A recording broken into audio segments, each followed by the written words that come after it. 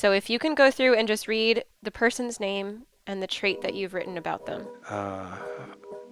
Phlegmatic choleric for Brandon, choleric for Kirk S., sanguine melancholy, Andrew C.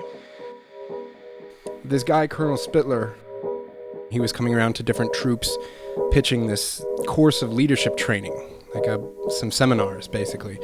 This is Peter Seabrook.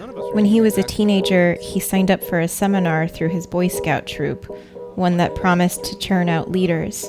We were just fascinated by this whole thing. We had never heard anything like it. The boys thought it seemed exciting, this new secret way to understand themselves and the control they could have over groups, just by learning 4 basic things about human personality.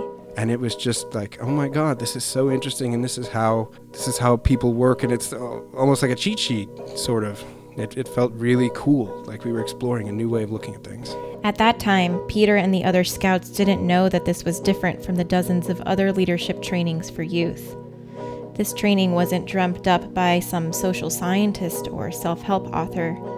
Instead, this particular training dates back to before the birth of Christ. It's actually a modern rehashing of the same theory that brought us bloodletting and medical leeches. Melancholy phlegmatic, Ricky. Perfectionist totally abandons efforts due to minor mistakes. This episode of Here Be Monsters is brought to you by Squarespace, the all-in-one platform that makes it fast and easy to create your own professional website or online portfolio. For a free trial and for 10% off your first purchase, go to squarespace.com and use the offer code MONSTERS9. And just before the show starts, I want to throw 2 big thank yous out there. First, a big thanks to Squarespace for giving the show a new website. Soon, it's going to be up and running with a real comment system and beautiful image galleries for each show. It looks really good, and it's kind of hidden behind the scenes right now, so I can't show it to you, but another big thanks goes out to the dozen or so listeners who are testing new features and influencing the new design on the site. They're volunteering their time to help out the show, and that's really neat. Thank you. So if you're looking to build a web page, or if you already have one, check out squarespace.com, and when you sign up, use the offer code MONSTERS9. That's monsters and the number 9. It will help show your support for the show, and it will also give you 10% off your new purchase.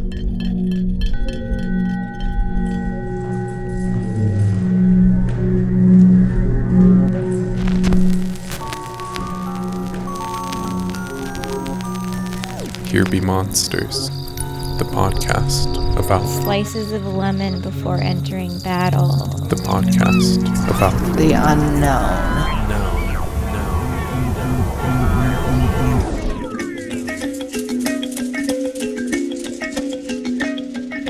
Here's something you can try at home.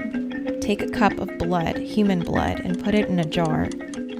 Come back an hour later and look at it.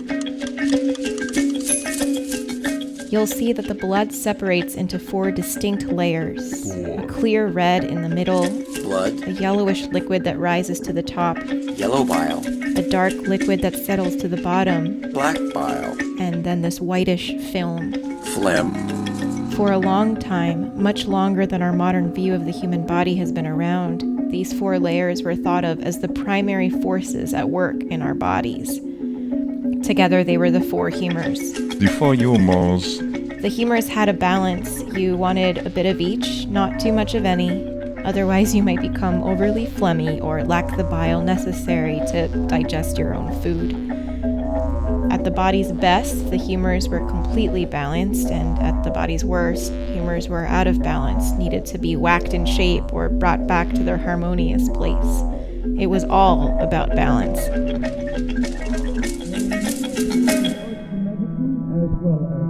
What we know about the humors can largely be traced back to Hippocrates, a physician from the 4th century before Christ. I will remember that there is art to medicine as well as science, and that warmth, sympathy, and understanding may outweigh the surgeon's knife or the chemist's drug. I will not be ashamed to say Doctors now still swear themselves in with the words of his oath. Are needed. I will prevent disease whenever I can, for prevention is preferable to cure. I will prevent disease whenever I can, for prevention Hippocrates popularized the humors by linking them up with another common understanding of the world, the four elements. Earth, air, Fire, and water. His theory of the humors took off. Within a couple of centuries, it became the predominant way that Europeans understood the workings of the body. Western medicine attributed the plague, the flu, scarlet fever, and even hysteria to the humors. And because those sicknesses meant an imbalance, curing them meant altering the amount of a particular humor, a particular liquid in your body. Sometimes that was blood, and so doctor visits could involve leeches being put on your skin, and they would suck out the excess blood until they would fall full to the brim to the floor. Barbers would drain their clients' blood by slitting the soft skin of the neck with a razor, and snotty noses of allergies were looked at as a release of built-up phlegm. There was vomiting and diarrhea, and those were treated as ways of eliminating extra bile. This was all the body's way of purging its own excess. But by the 1860s, medicine had evolved. Surgery began to treat problems, not just prevent them, and the humors were looked at as more and more primitive. The humors weren't gone, but the body looked different to us. And the Civil War didn't just mark the end of a splintered America, but also a shift away from the humors and towards a more modern understanding of the human body. Stonewall Jackson is said to have sucked on slices of lemon before entering battle. He did it because he suffered from indigestion and believed the acidity helped settle the bile in his belly. That, and he liked the way that it tasted.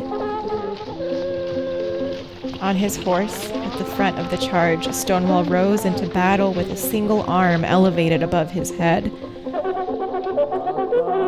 One arm was longer than the other, and he thought this balanced him, but not in the tipping over way. Instead, emotionally, philosophically, it centered Jackson's humors.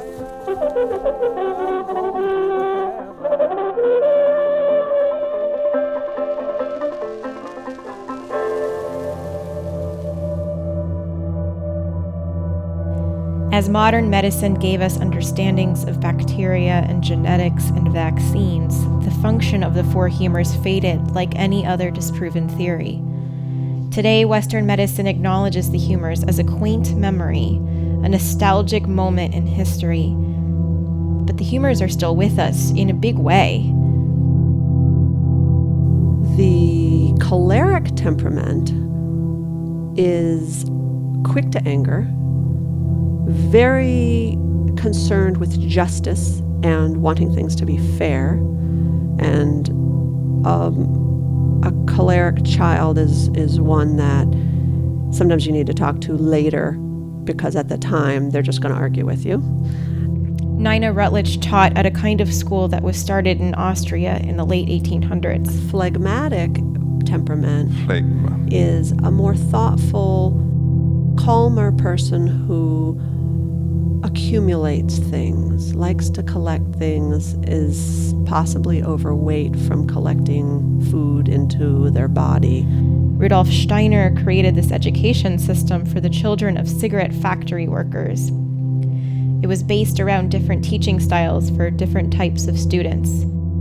Sanguine is the happy, carefree, kind of the fool in the tarot deck. Melancholic is your more wistful child. The possibly sad, prone to depression if it goes that way, but not necessarily depressed, just more wistful, thoughtful in a dreamy way, forgets things constantly, can't find things.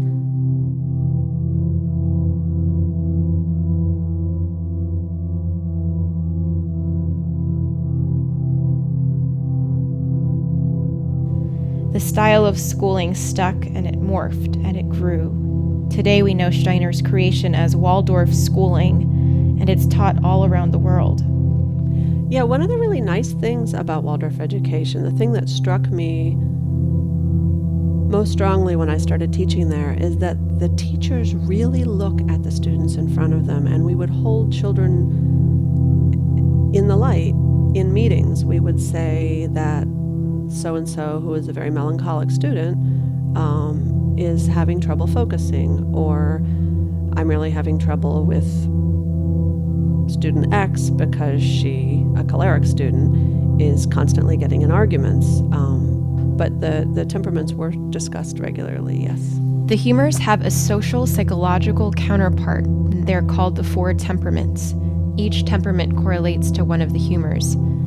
Yellow bile is choleric, blood is sanguine, phlegm is phlegmatic, and black bile is melancholic. They've always been there, just kind of wrapped up into the humors, into the same thing. But when the humors went extinct, the temperaments remained. Can I read that? Because that was what we sort of tagged them. Okay. Sanguine melancholy, Dennis W. Better anticipate behavior. Choleric, from Matt I. He pays more attention to detail. Sanguine, for Luke S. Con artist, and I have here a question mark written there as well. Melancholy sanguine, Peter S. Slowly and procrastinating. And I'm not sure if these are my diagnoses on the side, or, well, anyway, I'll keep going. Sanguine melancholy, Dennis W. Peter Seabrook's Boy Scout leadership training is not rare, and it's not limited to the scouting world. Corporate training also teaches modern people the value of separating the personalities into 4s. And a quick search on YouTube lists thousands of people who will teach you how to find your own temperament and diagnose others. I feel safe in a way that I know is very new. It's new to go to an eye doctor with blurry vision and walk away 2 hours later with clear sight. It's new to get shots and then booster shots just to make sure that the measles and consumption pose no fatal threat. This happened because we learned how to isolate, how to specialize. Once our understanding of medicine evolved, once we were able to separate the body into 4 pieces, then 8, then 16, we became able to treat the part of the body instead of the whole. But people don't know more about their bodies just because we have more information about them. To be sure, the body is not made up of blood and phlegm and 2 kinds of bile. But when that was the meat of medical knowledge, people knew more about themselves. The conversation was loud, and it was connected, and the 4 things that made up our bodies also made up our minds and the whole world itself.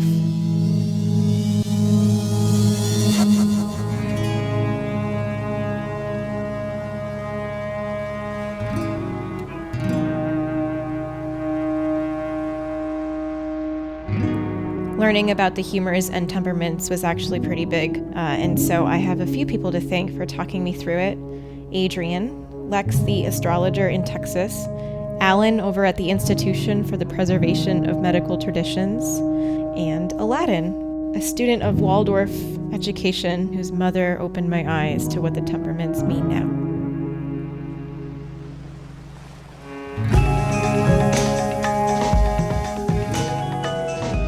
This episode of Here Be Monsters was produced by HBM's own Lena Masitsis.